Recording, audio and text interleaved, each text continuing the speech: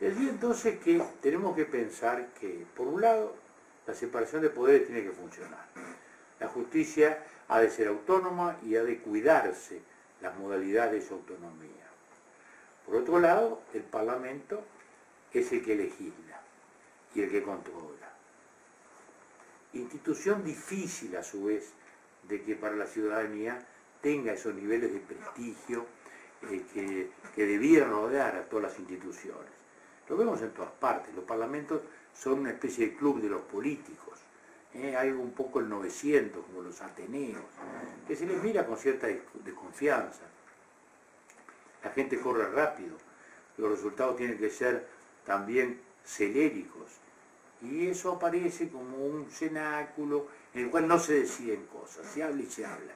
Bueno, sin entender que justamente el Parlamento es la diversidad por definición, que la llamada clase política, lejos de ser una clase, es una expresión de elementos diversos, de orígenes totalmente distintos. Eso es una democracia realmente efectiva, donde habrá gente que provenga de un medio rural, otros de un medio industrial, otros de un medio comercial, unos de sectores más ricos, otros de sectores más pobres, expresiones de diversas instancias filosóficas, unos más religiosos, otros más ateos, en fin, ¿no? Entonces, hay allí esa diversidad que tiene que cuidar el Parlamento para que ella se exprese, para que el debate sea efectivo, para que a su vez la gente sienta que la legislación es algo que le está garantizando, que es un avance en el territorio de la garantía de sus propias libertades. De modo que la separación de poderes es un concepto que sigue siendo básico. Lo mismo tenemos que pensar con las libertades clásicas, donde tenemos allí, bueno, la primera de ellas, la libertad de expresión del pensamiento, que hoy se contraponen a las otras libertades. Como dice Sartori, el tema está en que las libertades clásicas son gratuitas y las otras son onerosas. Cuando uno habla del derecho a expresarse, eso es gratuito, pero cuando habla del derecho a la vivienda, eso es muy costoso. De modo que son derechos de naturaleza diversa. Pero los primeros son garantías fundamentales, pero hoy la libertad de expresión del pensamiento también está encuadrada en un sistema completamente distinto. Ya no es simplemente la hoja impresa que sale, ya no estamos en la galaxia Gutenberg, estamos en el mundo de McLuhan, que es de los pocos predicadores del siglo XX que ha sobrevivido con su idea de la idea global y de cómo el mensaje es tan importante como el contenido. Y eso hoy más que nunca es verdad. Nos pareció que la televisión iba a cambiar todo, y lo cambió. Primero era la radio, iba a desaparecer, no desapareció. Luego vino la televisión, luego apareció la internet, ahora aparecen todos los sistemas de redes sociales. Hace 30 años el otro papa hablaba de la niñera electrónica, que había que separar a los niños y a los jovencitos de la tele. Hoy quedamos los viejos en la tele, porque los chicos están todos en la computadora. Están ahora también en el teléfono móvil, donde todo está incorporado. Es decir, esto repercute en los modos de expresarse, en la responsabilidad. ¿Qué responsabilidad tiene alguien que actúa en las redes diciendo cualquier cosa de pronto de un político, de un administrador o de un periodista rival? No es tan fácil. Los derechos de autor aparecen también confundidos. Y las libertades, así como es difícil protegerlas, también es difícil regularlas. El propio Popper, el gran campeón del mundo liberal y de la filosofía liberal, decía que había que regular de algún modo los contenidos de la televisión. Yo no lo comparto, pero lo sostenía alguien tan partidario de la filosofía liberal, porque sentía que había allí un canal introductorio de mensajes liminales o subliminales que le llegaban al ciudadano. Y allí llegamos entonces a esos otros elementos que refieren a la ciudadanía. La ciudadanía es fundamental. Esto no siempre se dice y no siempre se advierte. La democracia requiere la racionalidad del ciudadano. Yo lo digo porque uno recorre los caminos de la América especialmente, también los de España pasa, y uno llega a la Argentina y a Menem no lo votó nadie, lo votaron, lo eligieron. Pero ahora parece como que no existió. Uno va al Perú y Fujimori, bueno, parece que está en los libros de historia. No, lo votaron y lo reeligieron, esta misma generación que está allí, salvo los más jóvenes. ¿Esto qué nos quiere decir? Que el ciudadano es al final el que ejercita el mayor acto de gobierno, que es elegirlo. Luego se habla de los dirigentes, de las decepciones que producen los dirigentes, y los ciudadanos no tienen nada que ver. ¿Quién votó? ¿Quién votó a esos dirigentes? Esos desencantos, ¿no son el producto de un encantamiento falso anterior? ¿No es que se encantaron con alguien que, como el flautista Hamelin, los llevó detrás de su agradable música, explicándole que iba a bajar los impuestos y subir los sueldos en la misma tarde? ¿Cuánto hemos pagado tributo a esas fantasías? Y eso depende del ciudadano. Que sí que allí hay la necesidad también de una cultura cívica.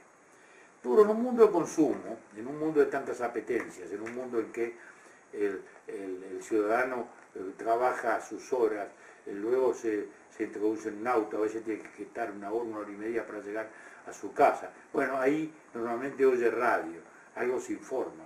Luego llega a la tele, hay un partido de fútbol. Bueno, en el medio de toda esa varaunda, ¿cómo hace para ubicarse? ¿Cómo hace el ciudadano para no perderse en toda esta selva de noticias? El ciudadano normalmente hoy está sobrenoticiado, o sea, tiene noticias en exceso, no siempre están bien calibradas. Por eso el diario sigue siendo tan importante, porque es el que calibra mejor y orienta y evalúa mejor. Y por eso es insustituible todavía su presencia, ¿no? Sea en papel o sea digital, pero es el que hace el tamiz, la valoración. Bueno, sobrenoticiado no quiere decir bien informado. Normalmente cuando se está sobrenoticiado se está subinformado, pues se tienen titulares, pero no se tiene el real conocimiento y el real contexto de los hechos, dónde ocurren y cómo ocurren. Esto nos está hablando entonces de que la formación cívica es fundamental. Y ahí viene el otro tema, los partidos políticos. Bueno, cuando Jefferson redactó las bases de la Constitución norteamericana, pensaba en el ciudadano y en el Estado. No pensaba en el intermediario. Los hechos sociales demostraron luego que ese intermediario era imprescindible y que la opinión pública tenía que canalizarse, que organizarse. No podía ser tan dispersa como cada ciudadano. Los partidos han vivido diversas peripecias y en los últimos años han estado bastante desacreditados. Se dice que las cúpulas los instrumentan, están lejanos a la ciudadanía. Todo eso puede ser verdad en ocasiones, pero tampoco nadie ha encontrado nada mejor que los partidos políticos. Y cuando ellos se han perdido, vienen los fenómenos populistas, las aventuras, la burbuja mediática que inventa un candidato. Chávez en Venezuela no fue el que disolvió los partidos, fue el resultado de la falta de partidos. O sea, aquel país que había tenido en la Acción Democrática y en la democracia cristiana, los adecos y los copellanos, una estructura democrática notable, que era nuestra envidia en los años 60, se fue desgastando por diversas circunstancias. Actos de corrupción, maximalismo, canibalismo político, y un día, bueno, los partidos estaban tan debilitados que el propio doctor Caldera, fundador de la democracia cristiana, fue expulsado de su partido y llegó a la presidencia por afuera de su partido. Esto antes de Chávez. Es decir, Chávez ya aparece como una consecuencia de la falta de partido.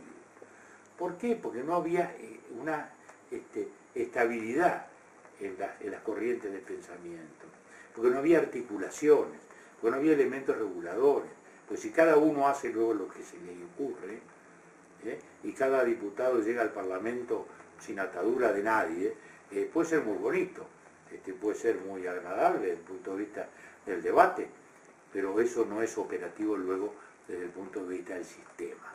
Porque el sistema tiene que asegurar libertades, pero también tiene que tener un mínimo de efectividad, un mínimo de ejecución, un mínimo de capacidad de resolver las situaciones. Por eso mismo ustedes ven cómo, luego de que el siglo XIX fuera el siglo del Parlamento, tratando de recortarle poderes a las monarquías, al rey, luego vino el siglo XX, que fue un siglo muy especialmente del Poder Ejecutivo, de los administradores. Hoy tenemos otro fenómeno, que es la judicialización de la política. El siglo este está irrumpiendo como muy referido a la justicia como árbitro de la democracia.